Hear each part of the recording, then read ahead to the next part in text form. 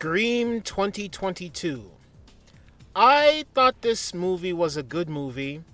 The scenes that I enjoyed the most were the opening scene, even though it's not as good as the 1996 Scream with Drew Barrymore. That's a classic lightning in a bottle that can never be replicated. But this one was interesting because they didn't kill the opening character. They didn't kill her. So I thought that was clever because that character ties into the rest of the movie. Then another interesting factor I liked from the opening was when the movie was being self-referential, where you have the Stab franchise that's implemented within Scream. And she's trying to name all the characters to save her friend because Ghostface is like, name the killers in Stab, which is Billy Loomis and Stu Macher. And I thought that was a nice piece of nostalgia because I know who those original killers are. So I felt like I was a part of it where he was like, name the two killers. And then I was thinking in my head, look at your phone. You can cheat. We have technology now. And she did. So I thought that was cool that the character did something that I was just thinking about in my head. And so she looks up the characters, but then I knew it. She had to name both of them. She only named Billy Loomis. And as soon as she said just Billy Loomis, it went off in my head like, yeah, that's wrong. That's the wrong answer because it's Billy Loomis and Stu Macher. So I thought that was nice. So just off the bat, I was very entertained. And then another good scene in the movie is when Ghostface pays a visit to Judy Hicks from Scream 4. Now, this movie doesn't reference Scream 2 or 3 or 4, but it's like it's a requel. I think those movies are a part of the canon. It's not erasing those movies because Judy Hicks is here, but it's really mostly just piggybacking off the first movie. I think that's why it's just called Scream, which is hella confusing. Like Halloween 1978, Halloween 2000. And whatever that movie came out, 2000, whenever. It's like, why do they do that? Like Candyman, why do they do that? I have no idea. At least Jurassic World wasn't just called Jurassic Park. At least they changed it a little bit. But yeah, they brought Judy Hicks back. And, her death scene with her and her son was very tense because, she's like, I'm going to get sushi. She gets in her car. She starts driving. Ghostface calls her. And he's like, I'm going to kill your son. And it was very tense, and in my mind, you're yelling at the screen. This is what you want in a good movie. You're yelling at the screen. You're just like, what are you doing? As soon as Ghostface would have called me, I would have turned immediately around to go check on my son. And that's what I was thinking. But she didn't do it until he was like, I'm going to kill your son. I was like, you way too late, man. But she turns around. It's very tense. She's speeding back home. And she gets out of the car. And I'm like, well, her son's not dead yet. So hopefully she rescued him. She saved his life. But then Peekaboo, surprise!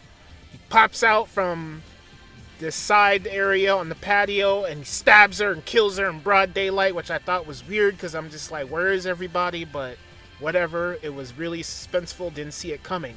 And then, when we go to the son, it's very tense because he gets out of the shower and it's like, is Ghostface behind the refrigerator door? Is Ghostface here? Is Ghostface there? Where is Ghostface?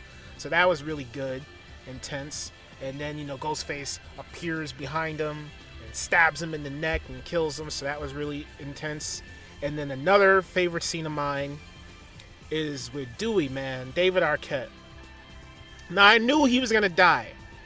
When I saw the first trailer for Scream, I already knew Dewey was going to get killed. I already knew it. I'm like, they're not going to touch Sidney, Neve Campbell. They're not going to touch Gale Weathers, Courtney Cox. Maybe, I don't know. They kind of teased it in Scream 4, but I'm like, they're not going to kill Sidney or Gale Weathers. I knew Dewey was going to die. I had a feeling. And I was right.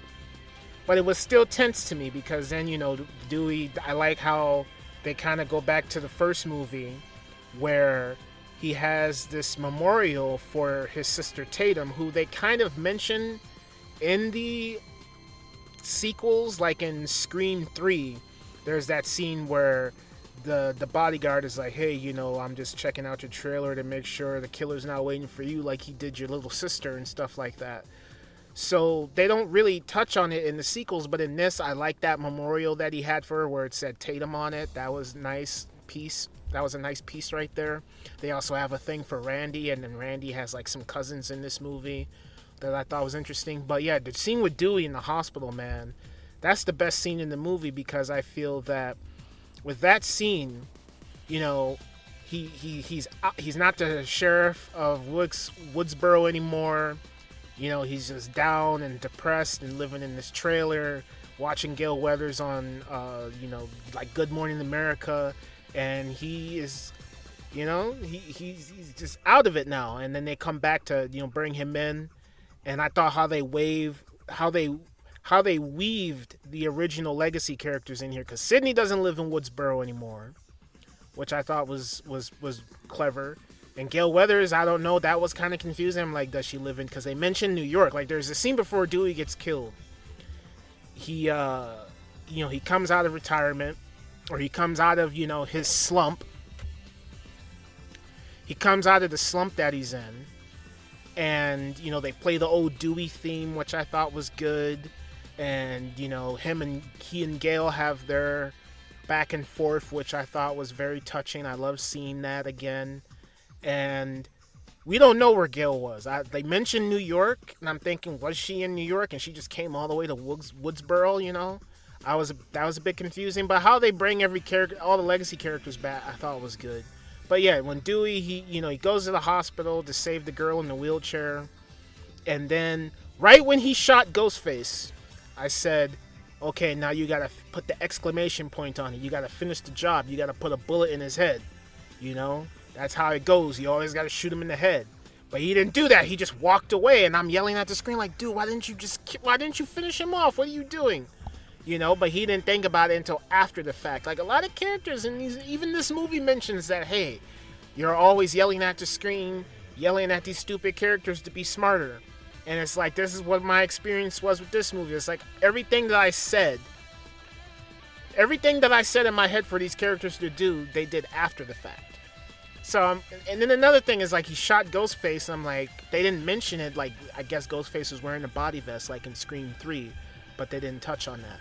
But yeah, Dewey shoots Ghostface, and then he goes in the elevator, and he's scot-free, he's safe. But yet he's like, no, I want to finish the job, I want to make sure that he's dead. And it's like, they're like, it doesn't matter, but it matters to me. And at that moment, I knew he was going to die. So then he walks towards Ghostface, and that iconic shot from the trailer that you see where he's reloading his gun. Mwah, fantastic moment. He's about to put the exclamation point on Ghostface, but then the phone rings and he gets stabbed. And it was so horrifying. I was like, fuck. They did it, man. They pulled the trigger, they killed Dewey. And it's the most saddest scene in the entire film. It's the saddest scene, because we know this character. We love this character. They killed him, and it was sad, and I felt it, and especially the way he died was the most brutal kill in this whole movie, I think, because he gets stabbed in the gut, and then the Ghostface stabs him in the back, where he always gets stabbed, like in the first one and the second one, but then this time, Ghostface puts an exclamation point on it, where he raises the knife up his spine, he drives it up his spine, which I was like, oh, man, and then you see the blood on Dewey's face, and I'm like, yep, he's dead. He's dead, man. That's like the most gruesome, saddest kill, most everything in that whole movie. The best kill, everything. But yeah, Dewey got killed. And then after that, the movie, is just treading the same water. We go to the ending, which was nice to have that set piece back with Stu Macher's house, and then when Sydney reveals to the main character that, hey, you're in the house of, your father, who is Billy Loomis, which was kind of odd too, like, because then the main character is related to Billy Loomis, and she sees visions of him, like in like that Tom Cruise Mommy movie where he saw his dead friend, but this is a bit confusing because it's like she sees him in the outfit he got killed in. So I'm like, she must have seen some crime scene photos or something. You got to fill in the blanks yourself to have this make sense. Which kind of sucks, because then this is weird. She's like talking to him and shit, so she's like massive. She has massive hallucinations. So she's got some mental issues, apparently. Because even at the end, she's like, don't fuck with a serial killer's daughter. So, but they don't touch on that. That would have been nice for them to go deep into that, her psychosis. But yeah, the vision stuff was weird. Well, we get to the ending where Sydney reveals, hey, you're in Stu Macher's house, and that whole shot of the character realizing, or one of the characters realizing that, hey, I'm in Stu Macher's house. But then that character is revealed to be the killer. Now, the reveals of the killers in here I thought was pretty lame. Because it's just like Scream 2. It's like, I'm going to blame the movies. I'm a toxic fan. Maybe it's mentioning toxic fandom. Whatever. I don't care. It's a lame excuse. This is why it's not as good as the original. Because at least in the original, we got a motive for what Billy Loomis was doing. He's like, your slut mother fucked my father, and my mother abandoned me, and the serious abandonment issues fuck you up, and all this kind of shit. You know? That's why I love the original Scream, because it had good themes in there. It had good kills, memorable kills, good characters. And with this, it's just like treading the same ground. It's all the same as the other Screams.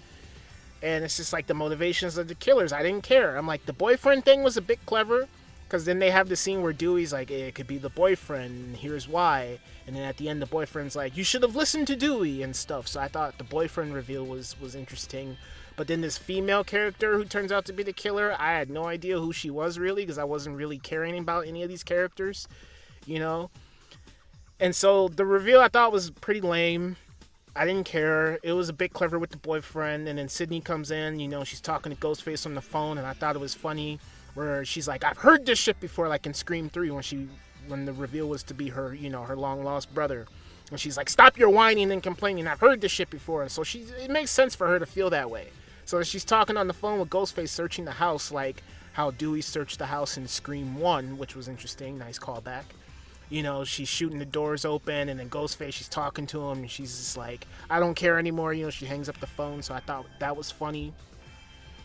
But yeah, the ending was pretty fun. It was interesting. It was fun. You know, the killer boyfriend got slashed and stabbed up. This movie's a hard R, you know, for sure. You see people get brutally murdered, but just not as clever as the original, you know. But yeah, those are my favorite scenes. My favorite scene is the opening's pretty good because it does that twist of, hey, you know, this opening character didn't die. She survives throughout the whole movie. And then Judy Hicks and her son getting killed was very tense. And then Dewey is the best kill, the most saddest kill. The kill that really hits you in the feels where you're just like, fuck, man, they killed him in the most brutal way. And then the ending of the movie is fun. And that's pretty much it. Yeah, this movie, Scream 2022, has some memorable moments. It's a good, fun thrill ride. But it's just not as scary or terrifying or as fun or as good as the original. That's all I have to say.